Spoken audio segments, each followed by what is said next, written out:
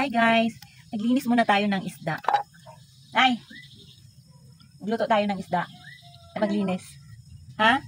Escabeche. Ito guys, ganitong isda. Ano isda ito? Yan. Hindi ko alam. Hindi ko alam kung anong isda ito eh. Basta magluto tayo ng isda. Siyempre guys, una, kakaliskisan muna natin yan. Ganito lang yan magkaliskis. Oh. So, ganyan. Para malinis at masarap ang ating kain. Siyempre, tanggalan muna natin ang kaliskis. Pero guys, pagka nagmamadali tayo, pwede natin palinisan yan doon sa talipapa or sa palengke. Ganyan lang yan siya. Oh. Napakadaling maglinis. Pwede na tayo magtinda sa palengke guys. Ganyan. Diba? Yan. Ganyan lang po maglinis. Usually, kauwi lang po natin. Galing po ako ng office. Nagmadali lang ako guys kasi nga, sobrang sakit na ng tiyan ko. Sobrang sakit na ng tiyan ko guys. Kaya maaga akong umuwi. Kasi may mga tao pa dun sa office kanina eh. Nagpaalam lang ako. Madalas nga po, madalas po, gabi na tayo umuwi. Ngayon lang tayo paaga umuwi kasi nga sobrang sakit ng tiyan ko. At kahit na masakit ang tiyan ko guys, nakuha ko pang bumili ng isda. Ganito lang yan siya eh. Pero super tinik. Kailangan po talaga marunong tayo maglinis. Ano, tinik siya. My God. Ganito lang yan sila maglinis eh. Tignan natin kung kaya natin.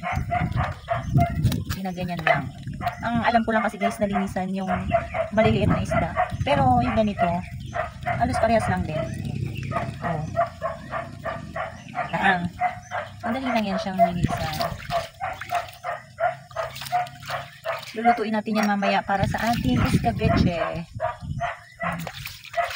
Ganyan lang. Next. Ibalot. Ano ka agad? Malinis ka agad. At ito. Kailangan kasi guys, matanggalan natin ito ng kaliskis. Para masarap ang kain natin. Tuloy-tuloy. Walang sagabal.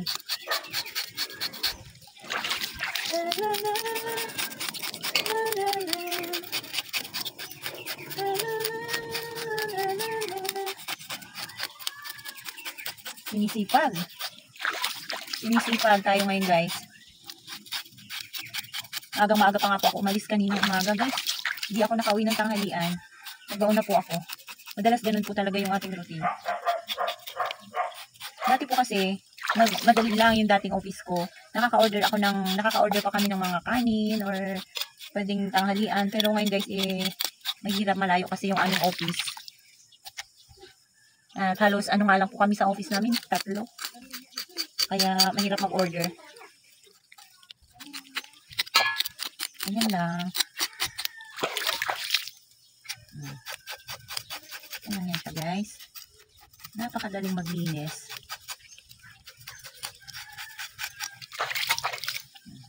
And next, bubuksan natin yung kanyang tiyan para kunin yung hasang. Kabilaan. Pwedeng kabilaan para sure. Sure na sure.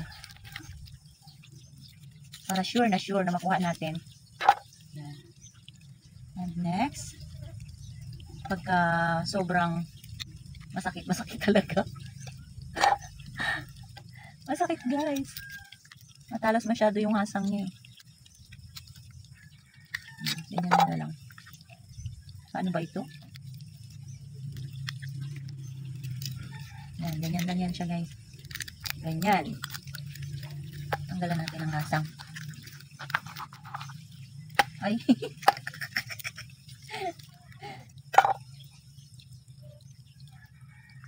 Matinik guys, matinik. Matinik. Tanggalan natin. Malaki kasi masyado. Pero pagka maliit lang yan guys, kayang-kaya natin. Naku po, natanggal na. Yun. Yan, ganyan lang.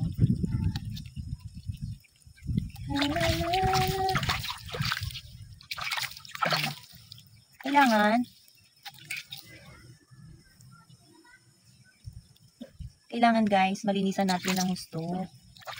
Yan. Di ba, linis na. At tatanggalan natin ng ito, ganire. Buntot.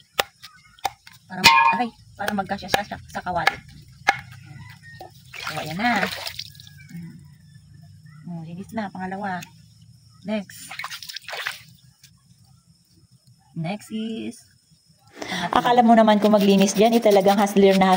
Akala mo taunan nang naglilinis. Yan. Pero pagka may mga alisan tayo guys, diba halimbawa, aalis tayo, tapos nakasuot na tayo ng panlakad, tapos paglilinisan pa tayo ng isda, naku po, talagang mangangamoy tayo nito sa langsa. Ay nga malangsa. So, yan, bukay natin ito. Aray, masakit. Ako kasi guys, nung maliit pa ako, mahilig ako mag-observe. Pagka sinabing bawal, yun ang gustong-gusto kong gawin. Kaya minsan magugulat na lang sila, ako na yung gumagawa. Kumbaga sa aming magkakapatid, parang ako na si Dora the Explorer.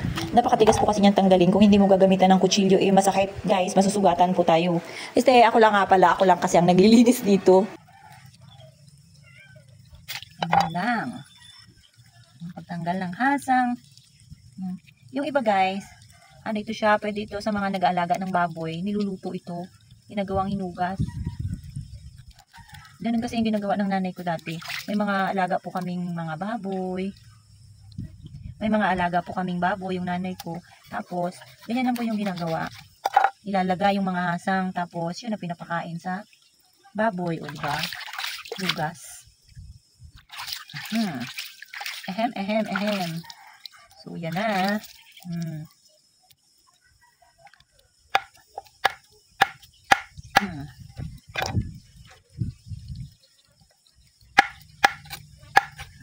Yan. Lagyan natin dito. Safety na ang ating mga isdang lulutuin. Yan. Next. Ito guys, hindi ko alam kung anong klaseng isda ito, pero isasama natin doon. Sa escabeche natin lulutuin. Medyo malalaki yung kanyang kaliskis.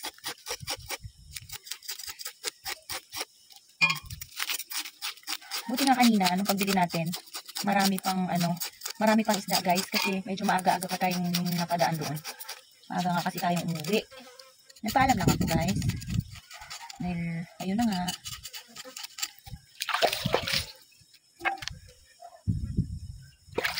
Kahit na nga guys, masakit na yung tiyan ko, talagang dumaan pa ako doon sa talipapa. Para isahan na lang, hindi na pabalik-balik kasi gagamitin yung sasakyan kanina.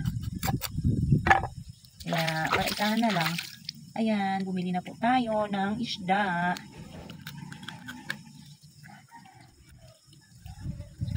Okay. Napakagaling maglinis. Napakadaling lang maglinis. Tapos guys, syempre, lulutuin pa natin yan doon sa taas mamaya.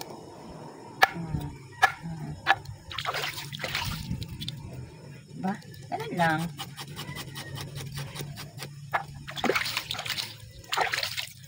Malinis na. So, doon naman tayo sa taas guys. Aakyat tayo doon para doon natin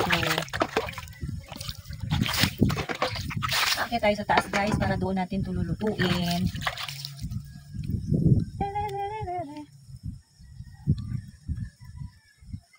Naluray-luray na yung ating isda. Cabbage.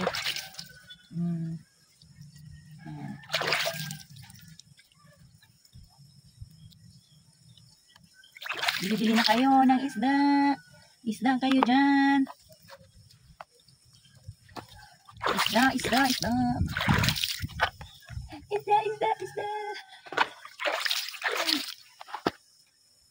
Oh, bili na kayo ng isda guys. Linis na. Yung mga gusto magpalinis dyan. Linis na. So, akit na tayo doon guys sa taas. Yan, linis na. Akit na tayo guys sa taas. Magluto na tayo ng ulam natin for today. Akit na tayo guys sa taas. Magluto na tayo ng ating ulam. Fish. Mas maganda pa rin talaga yung meron tayong dirty kitchen para pagtapos natin hindi na natin malilinisan, di ba? Diyan na lang siya. So, samahan niyo po ako magluto dun sa taas. Dun po kasi sa taas, kompleto na yung ating sangkap.